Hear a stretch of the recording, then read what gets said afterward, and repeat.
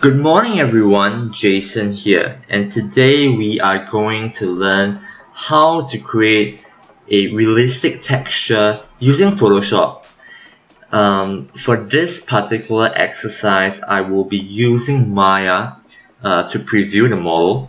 So over here I have a model that I got somewhere. It's basically just a default male model. It's unwrapped, and what we want to achieve out of this little exercise is to basically give this model some textures, something like this. Let me see. So use a flat lining here so it makes the texture a little bit more obvious. So this is the intended end result for this exercise. So before I jump ahead and show you the time-lapse process that I took to complete this exercise, I just want to quickly go through certain tools that we'll be using in Photoshop.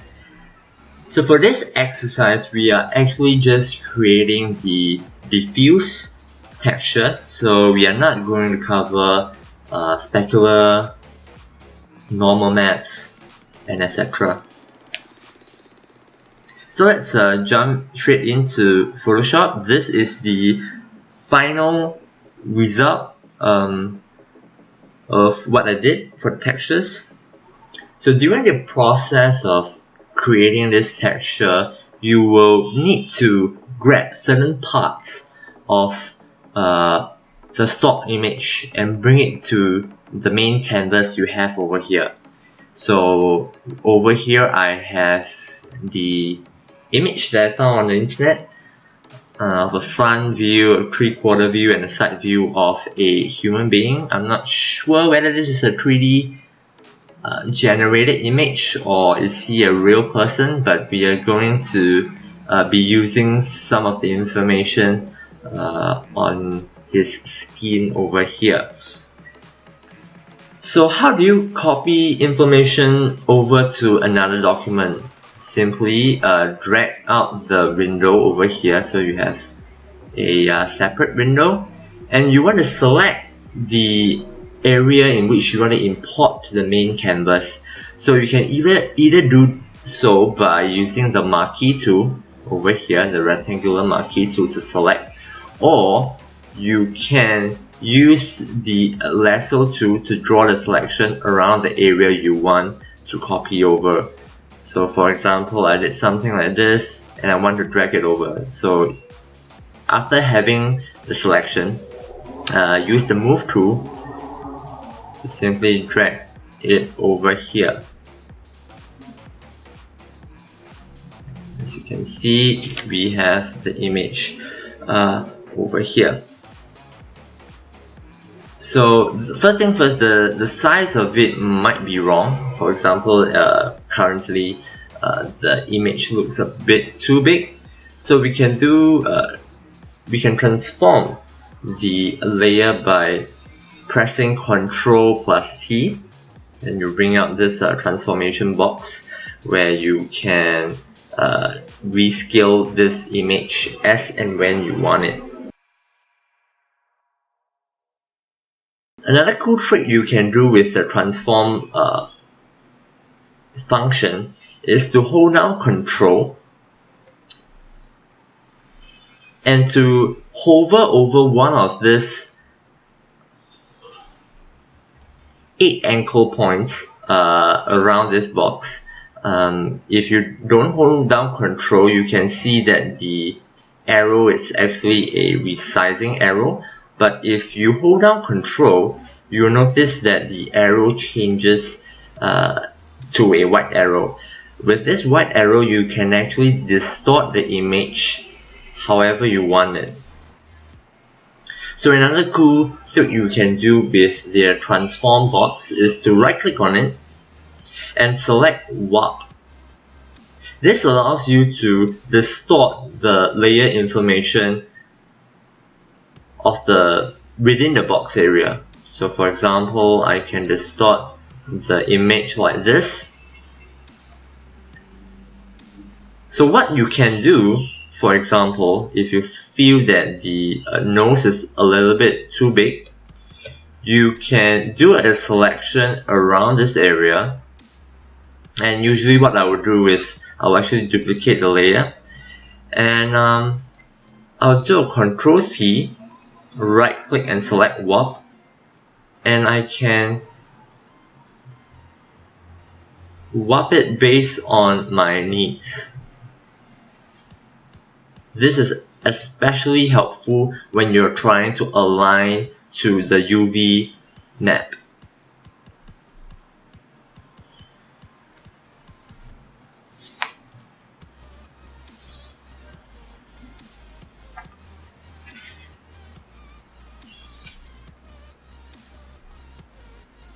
So another thing I want to mention is that for this particular exercise, you will be combining the front view and the side view of the character. So for example, let me import in the side view of this stock image to have him over here, just to align the two images. So for example, you want to erase this part of the image, but instead of choosing the eraser and erasing all this information, what you want to do is to click on this button over here to add a layer mask. Once you have a layer mask over here, select the paintbrush tool.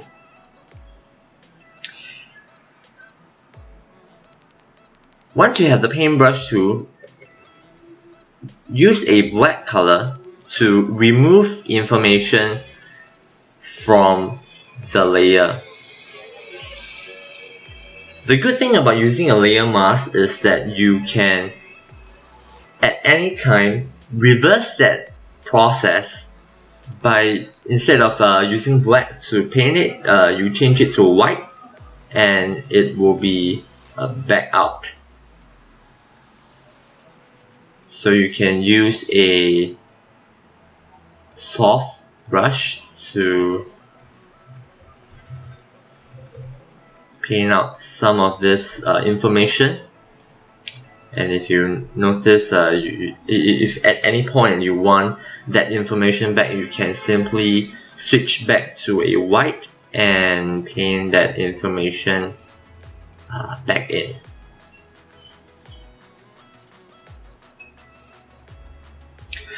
So another very useful tool for texturing would be the clone stamp tool. So it's located over here under the brush tool, clone stamp tool. Basically what it does is that it duplicates the detail on that particular layer where you're working on, and replicates it across the area where you are painting. So for example, you can press Alt click to select on this area on the person's hair, and when you shift your cursor over to an area without the hair, you notice that there is some texture of the hair that you can see over here. So once you start painting it, I'll just duplicate this layer in case I mess things up. So again, Alt click in whichever area you want to sample, move out to the area you want to duplicate that effect, and simply draw it over there. So over here it's not very accurate. I will try it again. Maybe decrease the brush size. Again, Alt click, and you notice that you can add some more hair over here. It's not perfect, but it's a very quick and easy way to duplicate certain textures. For example, if you want more of the skin to be shown over here, simply Alt click on the skin, and then you can sort of extend the skin over here. So it is one of the tools we use to duplicate textures, and as you can see over here, that's how I created, or I extended the hair area. One last feature that I want to really highlight would be the layer blending mode over here, which we use quite a fair bit during our regular Photoshop paintings, illustration paintings, but they are very helpful for texturing as well. For example, if you want to add a little bit of a shadow or a bit more highlight on the stock image without compromising the texture details, you can use the blending modes. So for example, like this, I can set it to a multiply, and I can use a gray tone to increase the darkness of the area under this man's eye.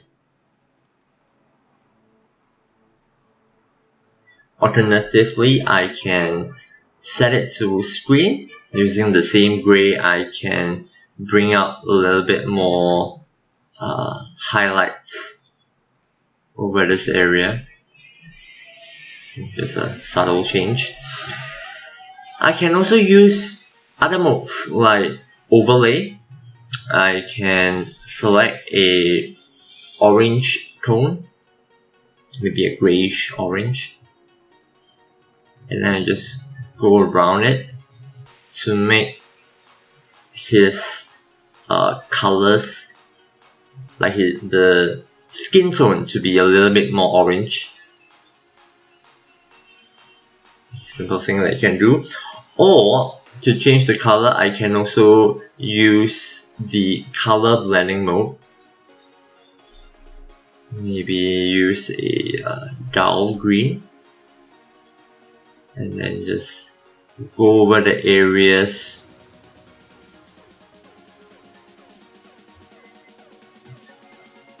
near the jaw. Maybe tone down that a little bit.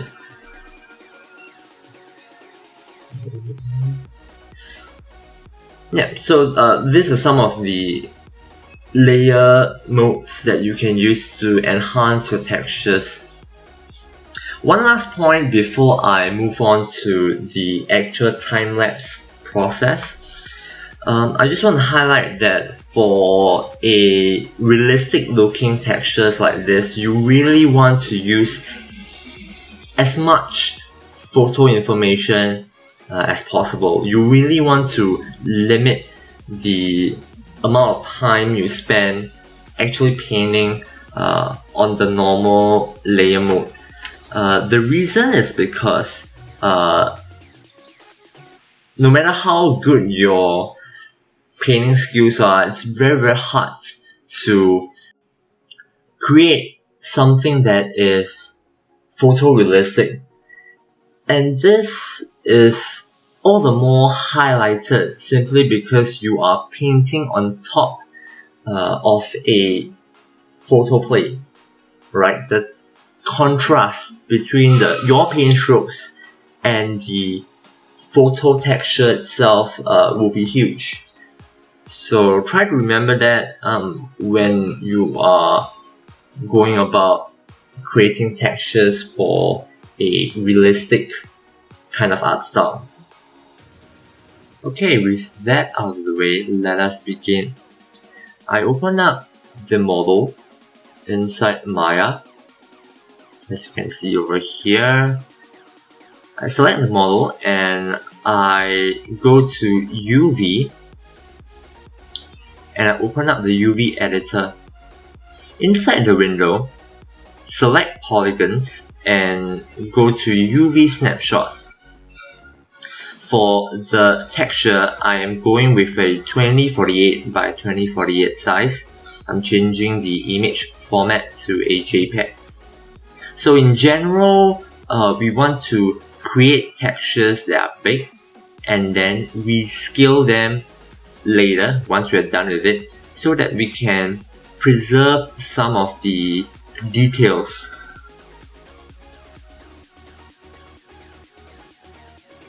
Alright, once you have your UV ready, you can go ahead and open it in your Photoshop.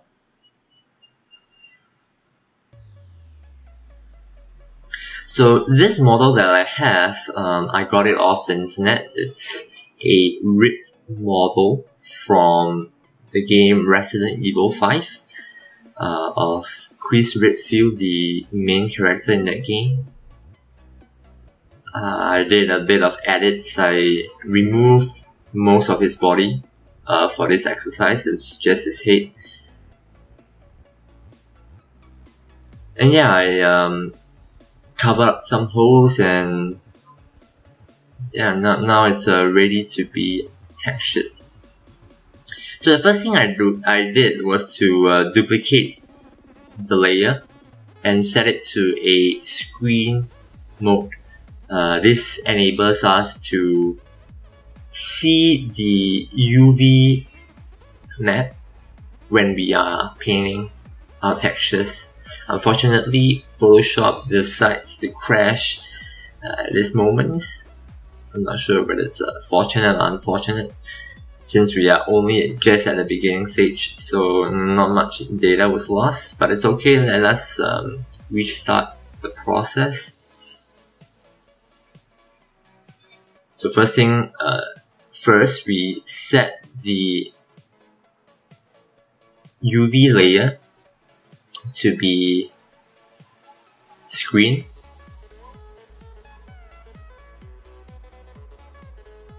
I'll just go ahead and save the Photoshop file over here.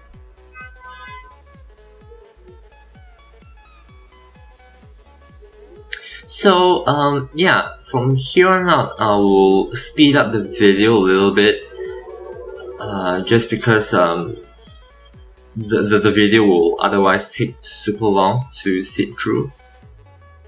But the basic techniques that I'm using are more or less explained in the introduction part of this tutorial. So right now I'm just cropping from the stock image that I have. If you notice, the UV map has become black. So what I did was I duplicated another layer of the UV map and I set it to multiply.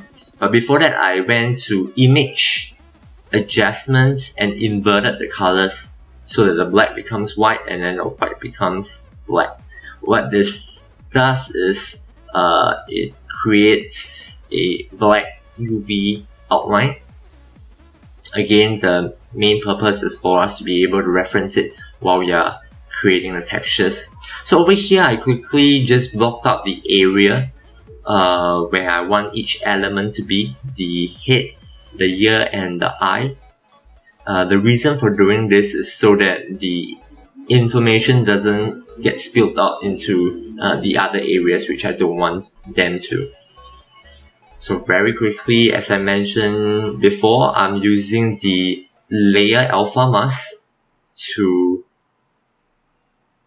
erase off some of the information that I do not want on the side view.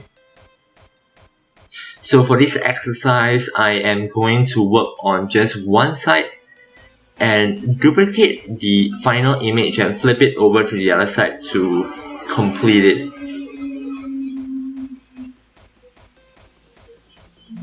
So right now I'm just doing selections, shifting things into place based on the UV map that I have on top. The image is definitely going to look really weird when you start transforming things around, but it will start to make more sense in a while. So over here I tried to paint out the eyes and try to make it close, but I realized that, you know, I am never going to achieve photorealism just with my paintbrush.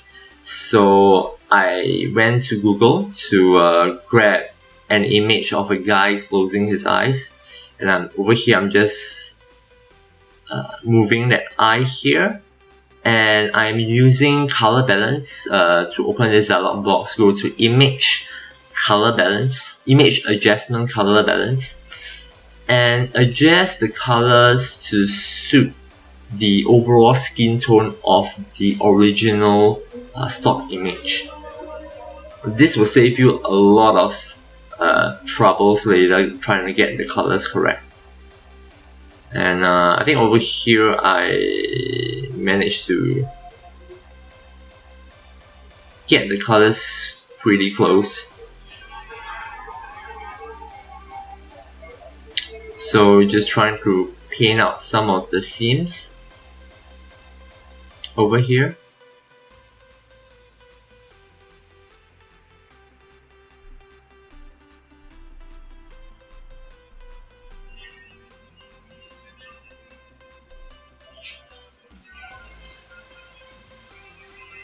As I mentioned, you would want to avoid spending too much time actually painting the texture,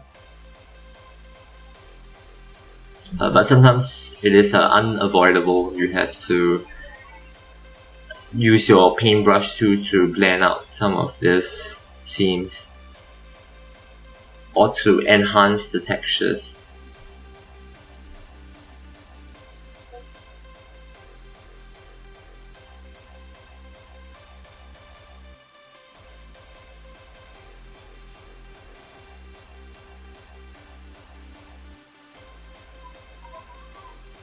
So over here I'm just trying to better define the nose area, warping the lip to fit the UV map.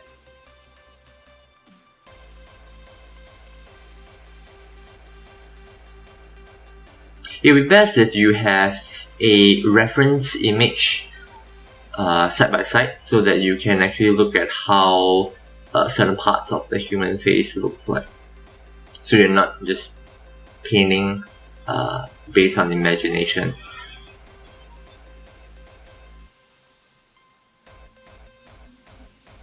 And just fixing the area under the brow. And because this is like a hero character, I wanted his brows to look stronger, to be a bit thicker.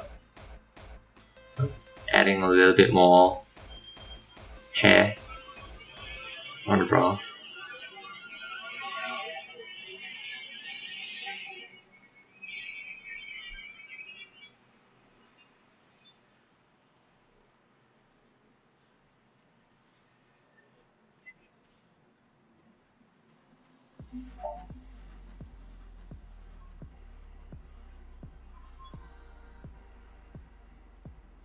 So here I am trying to use the clone stamp tool to basically span the stubble on the character's face across, but I don't think it's working out too well. So over here I'm just duplicating that area and trying to transform it into place. Try different approaches when you're working on this exercise, because sometimes in theory a certain method might work, but when you actually do it, it doesn't look as good, so you have to try and error a little bit. So here I am trying to paint out that seam, but I don't think it's working out too well here. This is a prime example of what I'm talking about. If you use too much of the paintbrush tool, it will make your textures look a little bit too painterly, which is not what you want for this particular kind of style. You want it to look as realistic as possible. So it kind of breaks that illusion a little bit.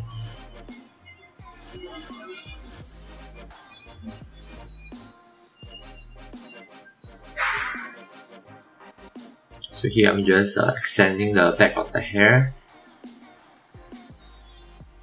And over here, like what I talked about, I use the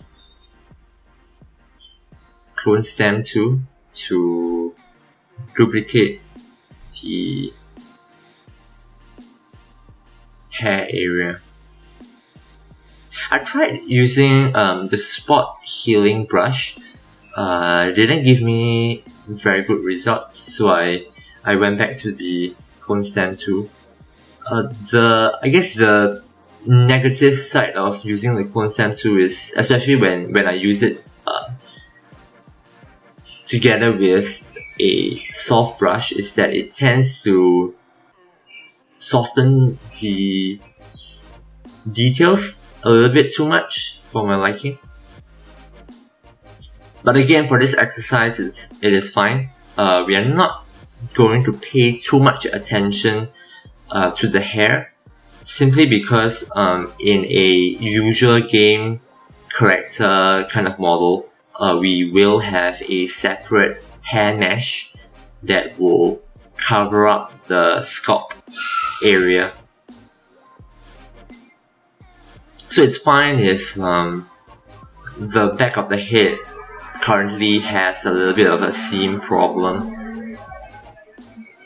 Again, for this exercise, we really just want to focus on the face and make sure that it looks realistic.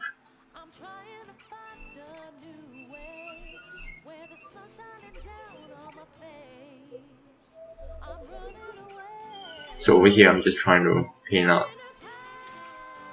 some parts of the hair looking a little bit weird. And as you can see, the neck area needs a lot of work.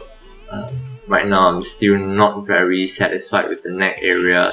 The area underneath the chin also looks very weird. But I decided to move on to another area to work on it and revisit the neck later once I'm done. Sometimes, you know, it's good to move around the canvas and work on something else, especially when I'm stuck, so that you don't feel frustrated. Once I'm done with one side of the texture, I simply duplicate all the layers and then I merge it and I move it to one side and flip it over to quickly create the other side. And right now I'm doing a first round of testing to see how the texture looks on the model. And very quickly, the first thing I noticed is that the hairline is a little bit too high. So I'm going back into Photoshop and shifting that hair down a little bit so that it doesn't look like he has a really high forehead.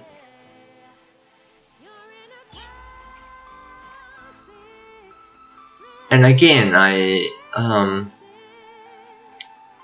painting in some of the areas where I so-called removed using the layer alpha mask by coloring it with a white to reveal it again.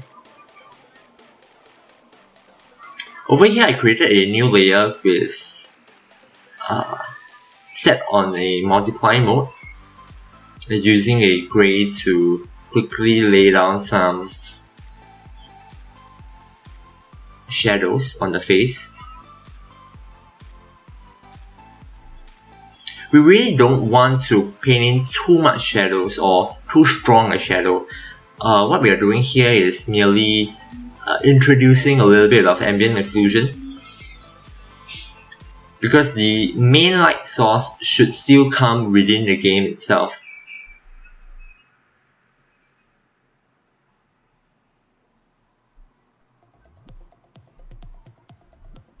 So just a quick update of the map, and you can see how with a little bit of shadow it becomes a bit more real. The neck here might be too much in shadow. And as you can see right now, I'm importing in the texture of the neck. Again, as I mentioned, nothing will ever beat out details from a photo, right? No matter how good you paint, it's difficult to achieve 100% photorealism. So why not just use a photo?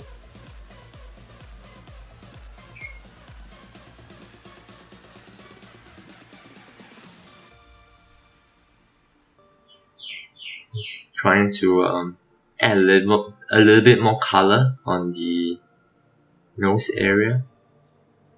I'm also darkening the area near the eyelid.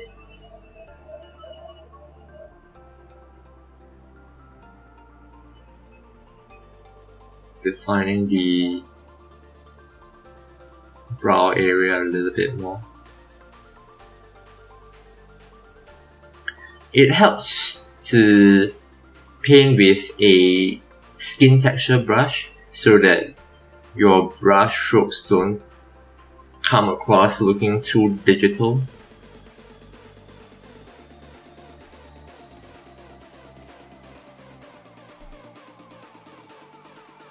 You really need to find the delicate balance between painting and texture to achieve photorealism.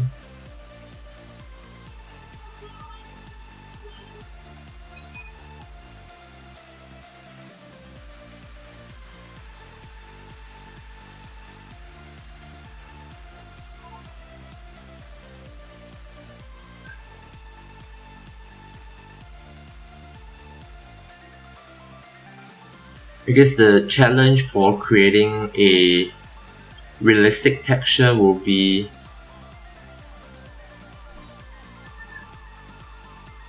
really to hone in on all the details and make sure that everything looks right.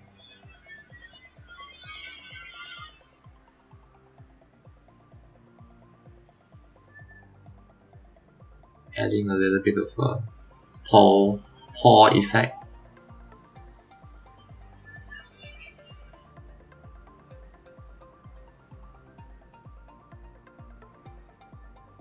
Increasing the AO beneath the brown.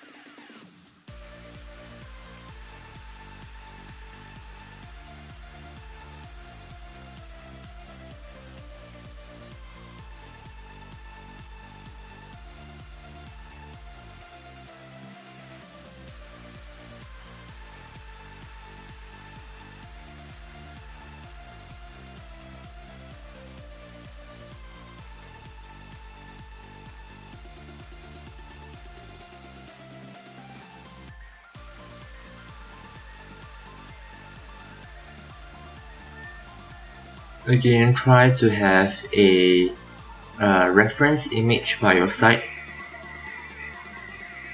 so that whatever you're painting is accurate.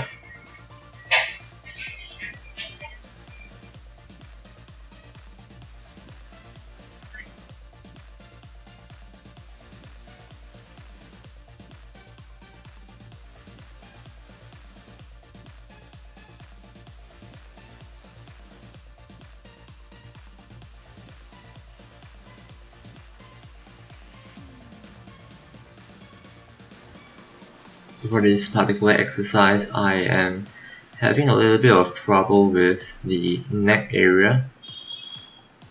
So I'm just pulling in more photo textures of the neck.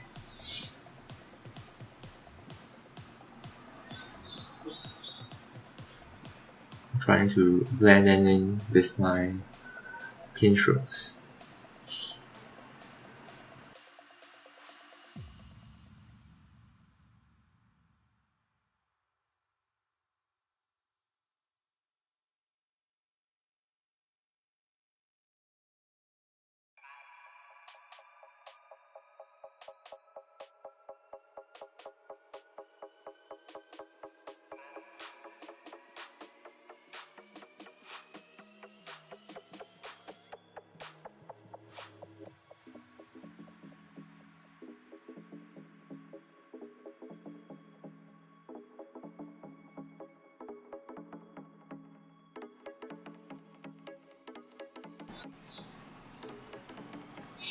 So over here I am just painting in the stubble, some facial hair.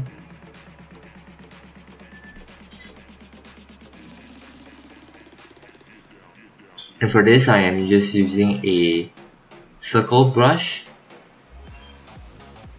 set to about 4 pixel size. Just painting in strand by strand.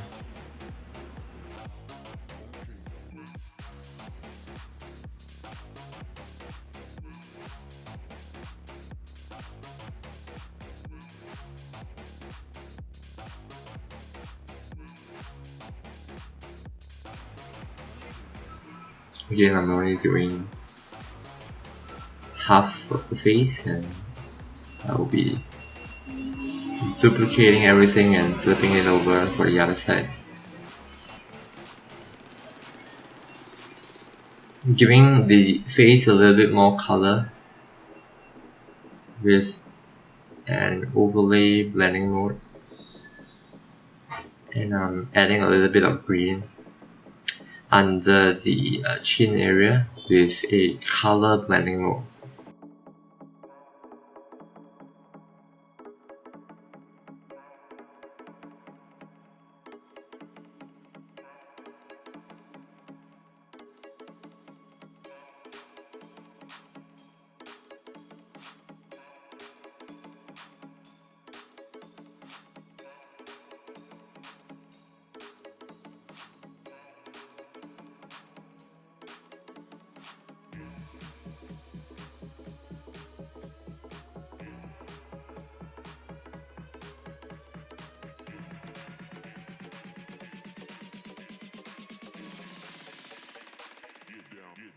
To the baseline.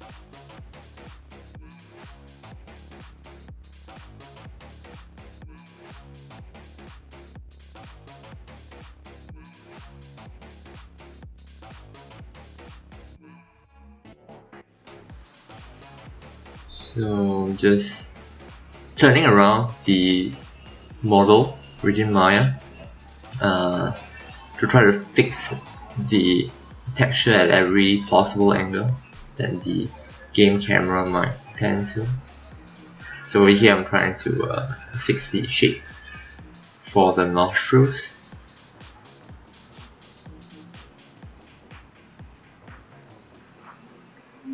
When touching up the textures, you may have to zoom all the way into maybe 200 or even 300% magnification to fix certain issues.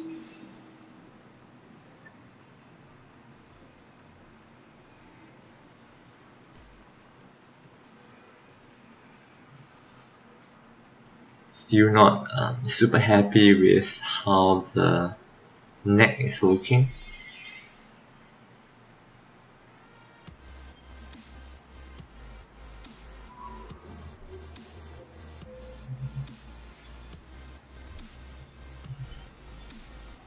And I realized that the side of the nose is a little bit out of place. So going in there to fix it.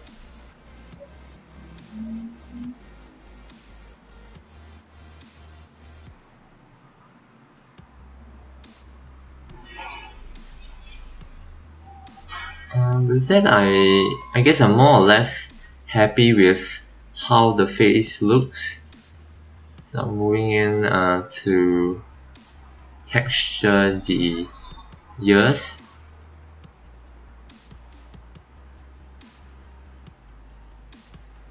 Again, the same process, getting the part from the reference image that you want into the main canvas over here, and then with a combination of clone stamp tool and a paint brush tool, I try to create the texture for the ears.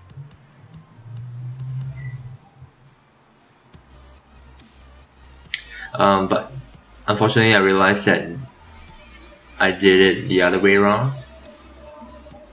Just be flipped over, which is what I'm doing right now, trying to fix some of these problems.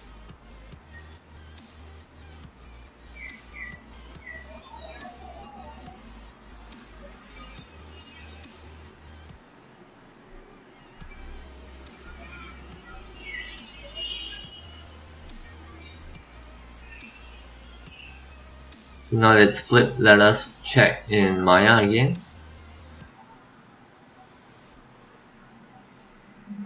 Right now the issue is that the ears in the texture file is a little bit too big for its size.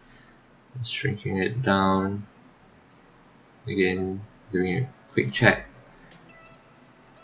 I think it's still a little bit too big, so we will shrink it even down a bit more. And I think that's the perfect size. Importing the eyes, trying to fit it within the UV map. I'm doing a quick test. Back to Maya we go. So the eyes currently look a little bit demonic. It's a little bit too big, and the yellow or the orange on the eye definitely looks a bit odd.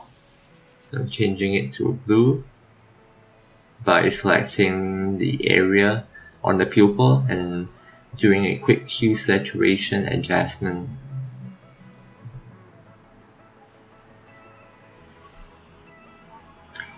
And I also decided to make the eye a little bit darker because currently it looks weird.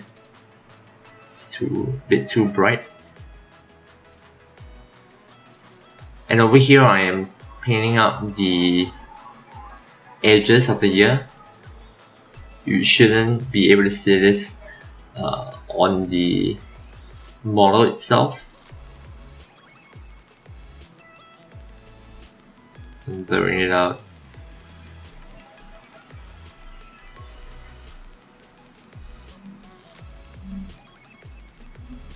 Because the back of the ear is quite hard to see with the game's camera, so you can leave that area to be a little bit more rough. Again, going back to Maya to check. Towards the end of the process of creating the textures, you'll find yourself going back and forth Photoshop and Maya.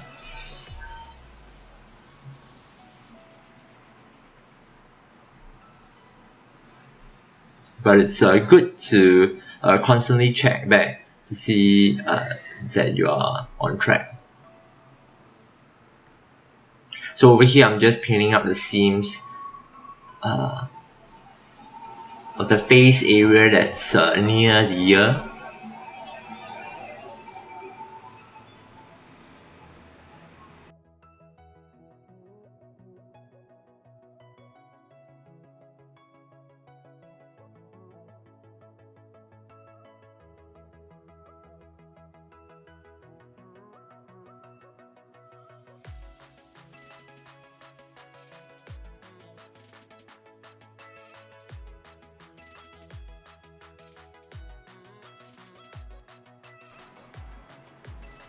So I'm darkening the eye a little bit more,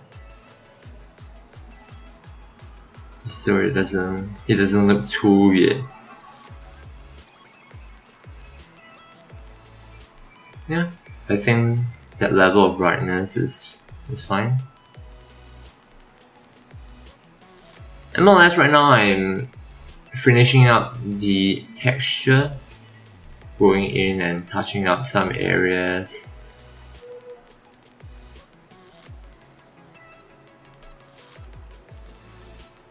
Just making sure that there aren't any obvious mistakes. Again, over here I am duplicating half of the image to paste it on the other side. And ideally, if given a little bit more time, I will try to make the textures a little bit less symmetrical. I can do this by introducing scars,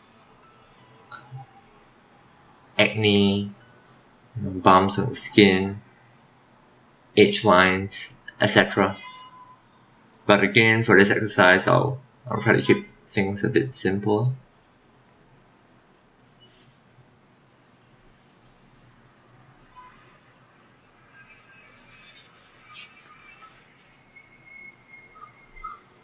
So just doing some final adjustments.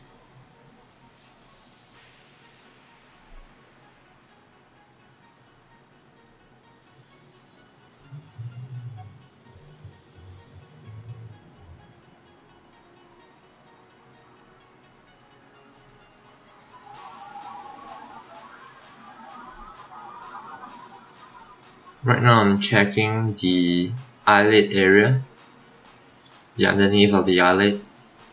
I'm just trying to darken that area a little bit more to simulate eyelashes. In actual fact, for 3D game production, we actually have a separate mesh for the eyelids, or the eyelashes, sorry. But again, in this example, we don't really have that, so just darken that area to draw more focus to the eyes. So finally, one last step will be to duplicate all the layers and merge them as one. And what we want to do here is to go under Filter, Sharpen, and Unsharp Mask.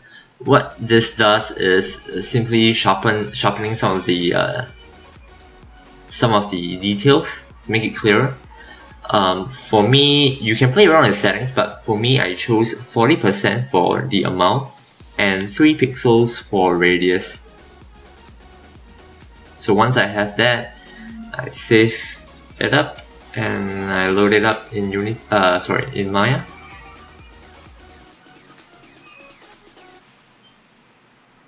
And I'm more or less done with this exercise.